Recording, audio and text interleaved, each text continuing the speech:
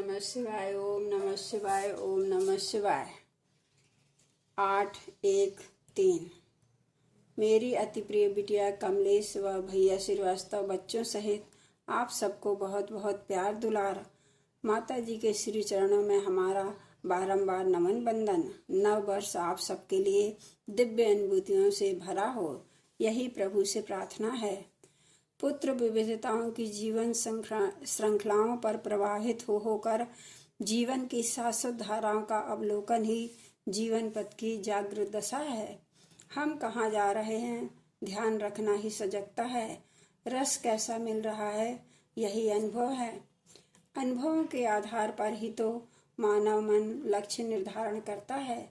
यदि हम शाश्वत अनुभव मन को संप्रेषित करने में सफल हुए तो हमारी साधना की यही सफलता है।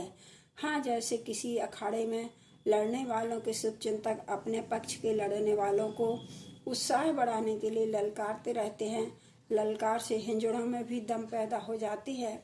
ठीक उसी भांति आत्मरसानुभूतियों के संदेश मन को सुनाते हुए ललकारते रहें।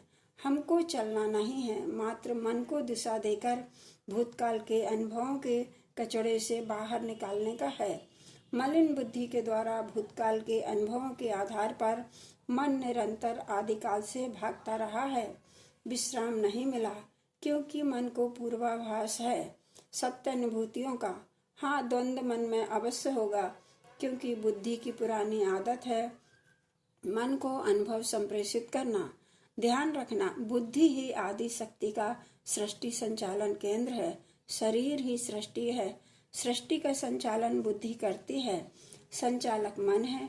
जब आप जगेंगे, अस्तित्व बोध की किरणों से प्रकाशित होने लगेंगे, तब आपको दिखाई देगा कि बुद्धि के पास पूरे अनुभव अतीत के हैं और दृश्य जगत के हैं। कुछ लाभ, कुछ हानि, कुछ अच्छे, कुछ बुरे, कुछ गुण, कुछ अवगुण। कहने का भाव यह है कि बुद्धि के पास जो भी अनुभव है वे निराधार नहीं हैं, आधार पर आधारित हैं। आधार 3 ही हैं, रज तम सत। विचार करो, जब हमें मन को गुणातीत अवस्था में पहुंचने के संदेश सुनाने हैं तो एक ओर हमारा गुरु संदेश, दूसरी ओर बुद्धि का सत असत का संदेश। मन तो बहुत समय तक अंतर्द्वंद में फंसेगा ही, क्योंकि मन का स्वभाव बुद्धि के दिशा निर्देशन का इतना मजबूत हो गया है कि तुम्हें बहुत समय तक धैर्य पूर्वक मन के अपने संगीत में, जीवन के संगीत में मगन होने की सफलता की प्रतीक्षा तो करनी ही है। कच्चे साधक मन नहीं माना भाग खड़े होते हैं।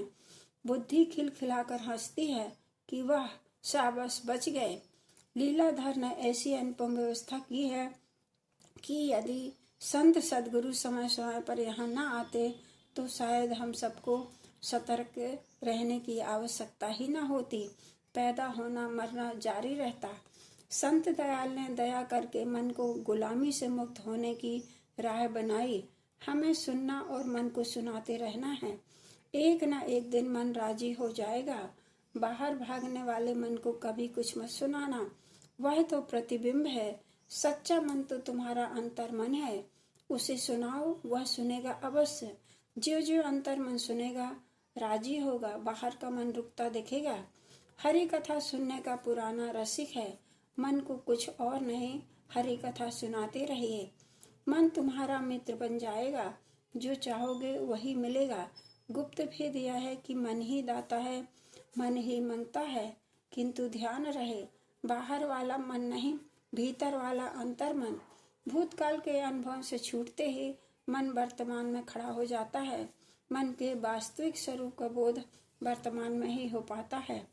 सारे भेद खुल जाते हैं। लिखूं क्या? तुम सब समय आने पर स्वतः जान ही लोगे कि मन है ही नहीं, फिर भी है।